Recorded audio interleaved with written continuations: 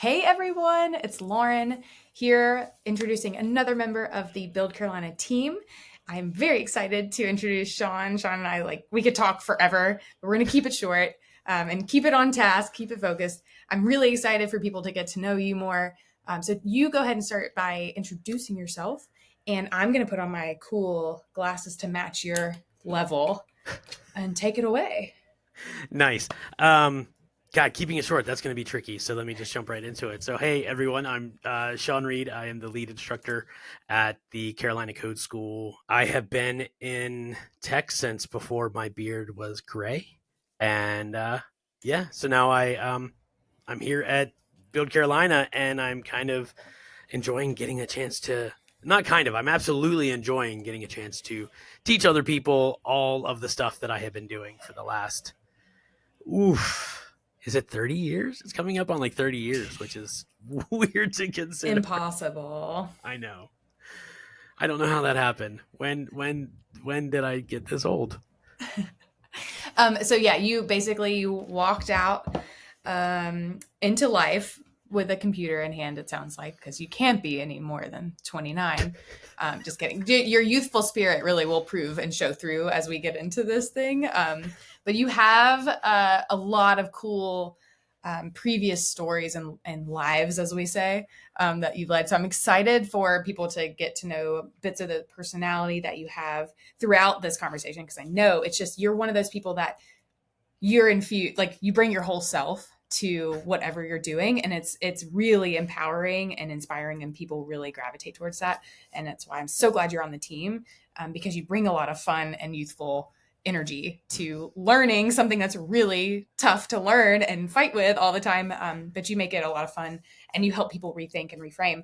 And so thank you for doing what you're doing. Thank you for just hanging around, because we've known you through all kinds of different ways. Like you've mentored folks who were just starting to learn the code for a few, like as soon as you moved to Greenville, you were like, let me help Yeah. get people into tech. And then you just kind of, you just were part of us. And so I'm really, really glad that you just showed up. So thank you. Yeah, I Um, sort of just kind of floated and then somehow found my way in uh where I was just like, I'm orbiting. And then they were like, hey, why don't you just stop orbiting, weirdo, and just kind of come in and hang out. And I was like, cool, why don't I do that too? That'll be fun. yeah. And that was, gosh, you just celebrated a year on our team, Yeah, like yeah, officially on wow. the team, which congrats. We're Yeah. so, it flew by. The team, we were all talking about like how fast that year was, and you've impacted a lot of folks really in huge ways. So in your year, can you talk about any sort of things, moments, stories that really excite you about the work that we're doing? Oh man, there's so many. So to sort of lay a little bit of groundwork. So when I moved to Greenville, we moved up here from Atlanta. I was actually teaching in another code school that had just recently moved 100% online. Um, and I wanted to do something where I could get involved with what was going on here in Greenville. Jen, my wife, and I, we moved here. We didn't know anybody, and I immediately wanted to just sort of jump in as much as you could because it was 2020 and everything was locked down. So I was like, how much can I jump in and what can I get involved with? And so that's when I started working with SE Codes, because I could do that as a volunteer and it wouldn't conflict with the place that I was working at before. I left there and went to go back work for a giant corporation for a while. And I had been out of active development for a bit, and I needed to get back into it. I could see it even in my mentoring that I was like, oh, the industry has moved, and I had been in a classroom for a while. But then when the opportunity came to get back into the classroom here, it was actually the best of sort of all possible situations, because everybody in Build Carolina was like, yeah, we know you need to still be doing active development. We know that you'll be a better instructor if you're actually still writing code, which was something I was very passionate about. It's something I didn't have the opportunity to do before. And so I was kind of, I needed to break out of that bubble, and being able to balance the two has been fantastic.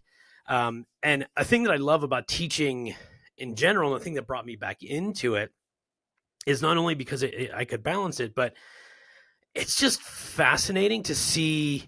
It's like I've always been in tech. We joke. I did kind of come out of the womb and somehow ended up in front of a computer. Um, my dad was basically Michael Scott. He worked in office supply sales in Pennsylvania. Uh, But at some point he pivoted into technology sales, and they gave him a computer and they're like, hey, learn this thing so you can sell it. He never learned it, but I did. So there was a computer in our house as early as, man, I would have been 6. So like 1981, 1982. So I've got now, I've been in front of computers for 40 something years. And so for me, it's a very normal thing, but you see technology has eaten the world. Every job is a tech job, right? Even if you're working at a restaurant at the front desk, you're sitting in front of like a toast machine that is a technical piece of equipment.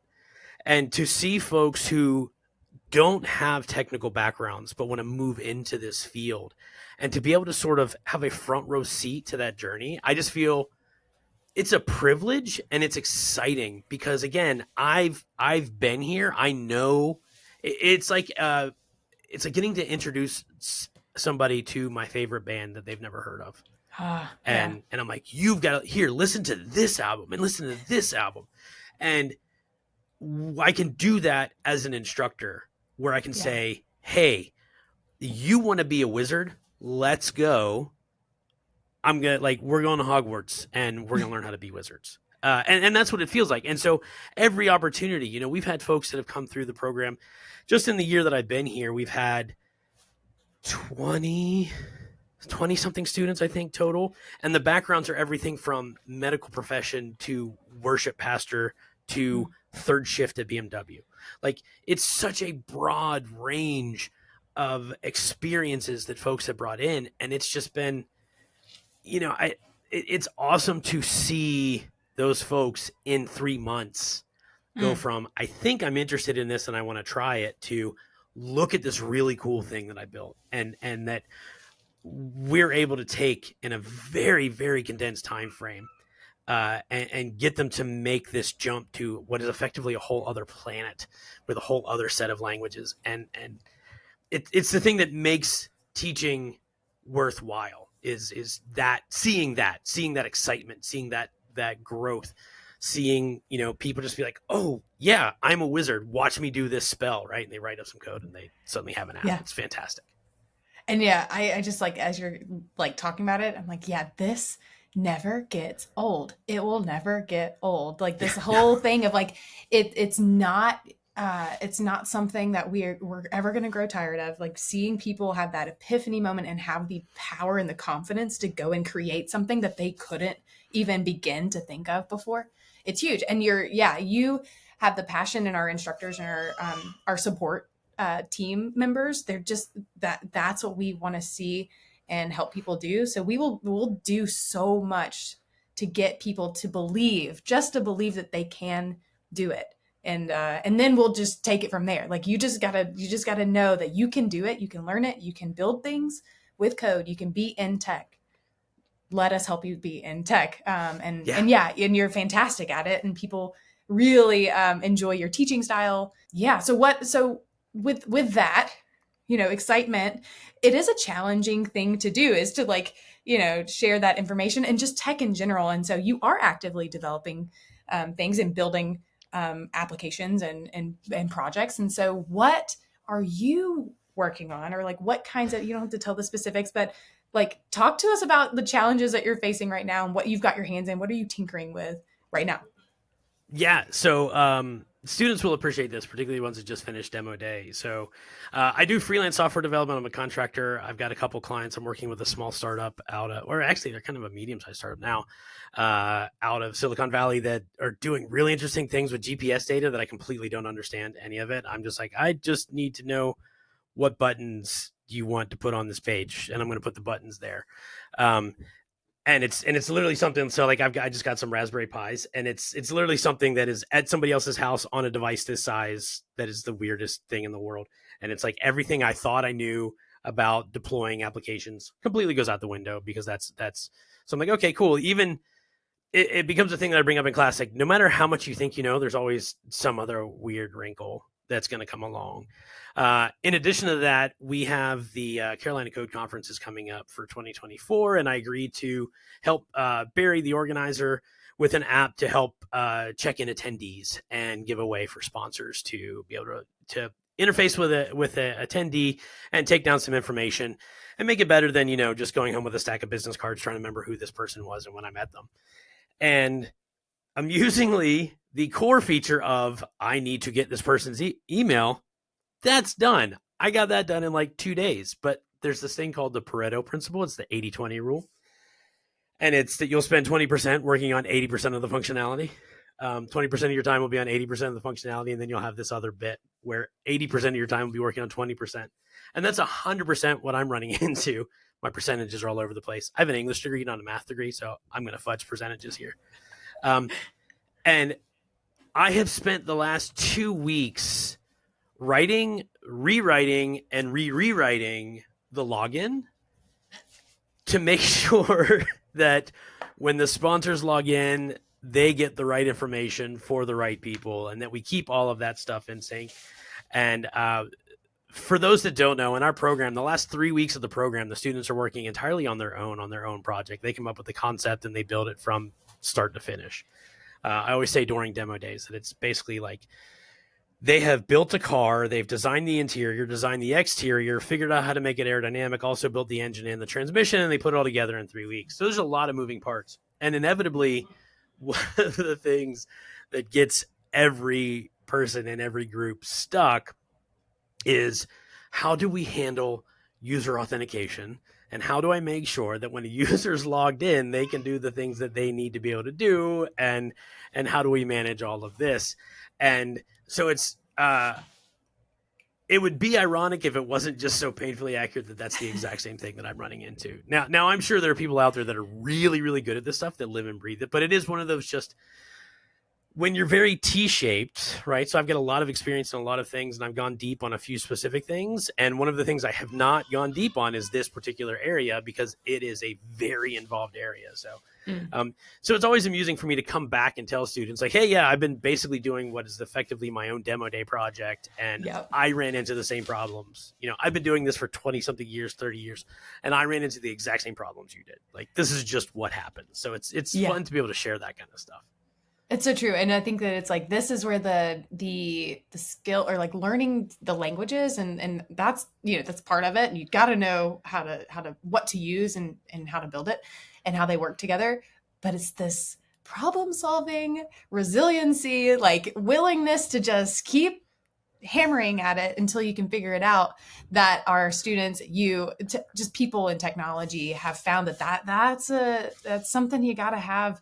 And if you like to solve puzzles, you're one of those, like, I like to fix things and I like to come up with solutions. And I mean, then you can get into tech. We can give you the tools. You already have the thing that is needed to keep going and keep learning, because it's a lifelong thing. You said decades, and you're still learning and growing and sharpening those skills, and you love it. That's the thing. Yeah, it's never. And there are definitely days where I have thought. Sometimes it's multiple times per day where I've damn near launched my laptop through a wall, because I just get frustrated with things. Like, that's a very normal thing. But that's just problem solving. Mm-hmm. A thing I reference Lego a ton when I'm teaching. But if someone's really interested, if they're the kind of person, if you're the person that walks into Target and you cannot not go down the Lego aisle, and you look at all of the kits and you're like, oh, right. You just kind of get a little bit of drool coming down your face. Like, I may just be describing myself. Then that whole approach, that whole part of that gets you fired up, seeing like, I need to go and build that weird painting or that Boba Fett helmet right now. That is programming. That whole thing it's just problem solving. It's, how does this talk to this and this, and how do I take, you pour out Lego on the floor and it's all the same bricks, whether you're building this, right? Or if you're building, I don't have it in here, but if you're building a Star Wars helmet or a Lamborghini, it's all the same bricks, and it's just how you put them together. And that's 100% what programming is. It's just figuring out, like, how do we put these bricks together, and how do we problem solve? And believe me, even putting this together, there were times where I was like, this stupid little thing, and I'm going to toss it across the wall. And I did not, because I'm working on my impulse control. But yes, it's so true. So we know this about you now. We found out a little bit of a fact It's, a little tidbit about you, which is you like Legos. As you can see, if you're watching the video and you're not just listening to it, you can see all the pop culture like interests that you have. But like, what else can people? What's something that if you're like, I'm meeting Sean for the first time, what's something I can learn about you that's gonna like lock you in and give me a thing about you personally, and then also professionally too, if you would like to share. Yeah, just give us some fun facts. The personal and the professional sort of just blur into each other because, as you said, I tend to think of myself as the personal embodiment of neon, in that I'm just kind of, well, I'm from the '80s and I'm loud everywhere I go. I can't really turn anything down. Um, so where I am, people tend to know that I'm there for better or for worse. I have done so many things once. We've had this conversation. I was a collegiate cheerleader. I competed in a bodybuilding contest once. Um, I have met almost all but one of the original Mighty Morphin Power Rangers because I got to host a panel at Dragon Con. Um, and I have openly wept when I got to meet Rob Paulson, who is a voice actor who did the voice of Wacko Warner. So my life has been a little all over the place, but a thing to know about me is that I am really big on just going, yes, that sounds interesting. So sign me up and let me do it. And if I go in and I do it and I'm like, okay, cool. Like the bodybuilding thing, I went in, I did it. I got to the end of it. I was like, okay, cool. That was cool to do once and I don't need to do it again. But a big thing and a thing that I tell my students a lot is just say yes to stuff. For better or for worse, my life has always been, since I was a child, does this sound fun or boring? And if it sounds fun, I'm going to go do it. And like that's like the most basic childlike binary, but it's also just absolutely served me well in life because I'm like, oh, that seems fun. Let me go try it. And then sure. And then once I've done it, then I know and I can move on. So yeah, so if you meet me, I will probably be your biggest cheerleader. If there's something that you want to do, I'm going to be the person, I'm going to be the devil on your shoulder or the person in your face going, yes, go try it. Just go try it. See what happens. Go try it. Obviously within reason, but yeah, so that's, if there's one thing that has sort of defined my life, it has been that, life is short. So just go and try stuff and don't be afraid to break things. Because things can be fixed, particularly in digital world. I tell my students all the time, it's just words on a digital screen. You can delete them. It's not like these are stone tablets. Jen makes real things. It's much harder if she has to redo something, right? If she's working on a painting or a sculpture, a lot more work involved with like redoing that. We're just typing stuff, right? We've got we've got Command Z, right? We can undo. So yeah, just say yes to things, try stuff, give it a shot, break things. Who cares? Love it. I love it. Yeah. I just like try it, give it a shot. I mean, that's the energy. Yeah. And then the cool thing is like when you do that with a well like structured like curriculum and a well-rounded support team or support system, and you got people in your corner who are like, yeah, let's do it, and we'll also help you figure it out and get through the moments where you want to throw the laptop out the window. We're there, and like that's our team. That's who you are as a teacher and a leader and a cheerleader. It's just really it's just to have you in doing something that's new and challenging. I'd like to have you cheering me on, and I did because I knew about all the nerdiness that we would get into. Dragon Con, been there. Wonder Woman is my cosplay of choice, and so yeah, we usually nerd out. So next time, maybe that's what we'll do. We'll have a nerd out chat with where Sean will teach me way more about nerding out than I will teach back. But yeah, this has been great. Fantastic. I'm so excited for people to get to know you better. And if you are wanting to get into tech, we got you. Just say yes. Yeah, come on. It's a crazy room full of trampolines. Let's just go bounce around and see what happens. Cool. Thanks so much, Sean. This has been great. Absolutely. Thank you.